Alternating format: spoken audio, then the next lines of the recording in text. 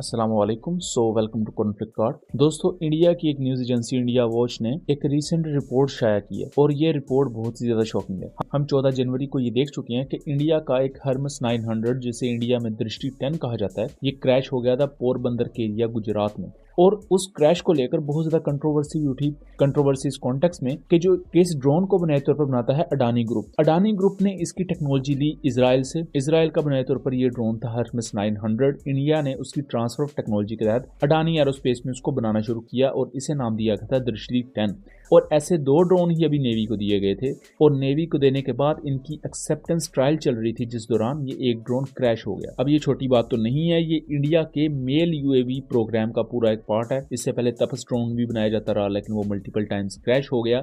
अब इसकी क्रैश के बाद लोग फट पड़े। जो डिफेंस कम्युनिटी में लोग हैं उनमें फिर 2 धड़े थे। एक तो अडानी ग्रुप को डायरेक्टली कसूरवार ठहरा रहे, क्योंकि इससे पहले भी अडानी ग्रुप पर करप्शन के इल्जाम हैं मुख्तलिफ डिफेंस प्रोजेक्ट्स को लेकर। अब इस कॉन्टेक्स्ट में भी अडानी ग्रुप को फिट किया जाने लगा। दूसरी तरफ जो दूसरा स्कूल ऑफ थॉट है वो ये कह रहा था कि चूंकि एक इंडिजिनस सिस्टम है एक हद तक टीओटी के अंदर, तो इसको जरा एक और मौका देना चाहिए। लेकिन उनका ये भी कहना था कि तपस ड्रोन के प्रोजेक्ट को खत्म करते हुए इसे एक और मौका दिया जाना चाहिए ताकि बहुत ज्यादा फंड ड्रेन ना हो। लेकिन वहां एक और चीज भी नोट की गई कि जिस दिन ये ड्रोन क्रैश हुआ उसी दिन सर क्रीक के पास, यानी कि जो इंडियन गुजरात के बहुत करीब पाकिस्तानी एरिया है, वहां पर पाकिस्तान का एक P-3C ओरियन एयरक्राफ्ट परवाज भर रहा था। अब इसी चीज को लेकर इंडिया की एक न्यूज एजेंसी इंडिया वॉच ने ये रिपोर्ट शाया की है कि जो इंडिया का ड्रोन क्रैश हुआ था वो बुनियादी तौर पर किसी इलेक्ट्रॉनिक वॉरफेयर अटैक की कॉन्टेक्स्ट में क्रैश हुआ था, या आप कह लें कि वो ये रिपोर्ट किस हद तक सच्ची है इसके बारे में तो कुछ भी कंफर्म नहीं किया जा सकता। लेकिन यहाँ इंडियन साइड पर भी कुछ सोर्सेज ये क्लेम करते हैं कि ड्रोन क्रैश होने का जो बायस बना वो कम्युनिकेशन लिंक में आने वाला खलल था। यानी कि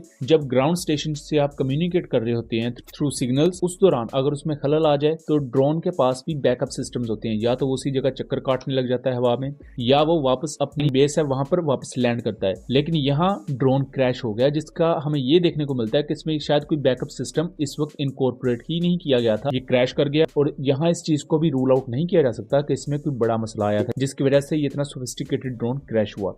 अब पाकिस्तान का जो P-3C ओरियन एयरक्राफ्ट है ये बुनियादी तौर पर सबमरीन वॉरफेयर के लिए इस्तेमाल होता है। सबमरीन वॉरफेयर से मुराद के दुश्मन के सबमरीन्स को ढूंढ निकालना, उनको ट्रेस करना एंड टॉर्पीडोज फायर करने के काबिल है, एंटी शिप मिसाइल्स फायर कर सकता है। सो सबमरीन हंटर इसे कहा जाता है। और माजी करीब में ये इंडिया की स्कॉर्पियन क्लास सबमरीन को कामयाबी से डिटेक्ट कर चुका है और मल्टीपल टाइम्स डिटेक्ट कर चुका है। उसको आप खुद गूगल कर सकते हैं, उसकी आपको रिपोर्ट्स गूगल पर मिल जाएंगी, कुछ मैं यहाँ दिखा भी रहा हूँ। अब यहाँ बात की जाए तो P-3C ओरियन कोई डेडिकेटेड इलेक्ट्रॉनिक वॉरफेयर एयरक्राफ्ट नहीं है, बट लिमिटेड हद तक ये इलेक्ट्रॉनिक वॉरफेयर कर सकता है, यानी कि दुश्मन के सिस्टम्स को जैम करना, उनके सिग्नल्स में रुकावट पैदा करना, उनके सिग्नल्स को हैक करना या डिक्रिप्ट करना, ये तमाम चीजें P-3C ओरियन एक हद तक कर सकता है। तो ये पाकिस्तान का कोई डेडिकेटेड इलेक्ट्रॉनिक वॉरफेयर एयरक्राफ्ट नहीं है। अगर इसकी वजह से या इसके किसी ऑपरेशन की वजह से इंडिया का इतना हाईली सोफिस्टिकेटेड ड्रोन क्रैश हो गया है, तो जस्ट इमेजिन करें जो पाकिस्तान के प्रॉपर इलेक्ट्रॉनिक वॉरफेयर इक्विपमेंट है, ग्राउंड बेस्ड जैमर्स हैं, उसके अलावा दूसरा बहुत सा इक्विपमेंट है, वो किस हद तक बड़ा खतरा पोज कर सकते हैं इंडियन इक्विपमेंट के लिए। हालांकि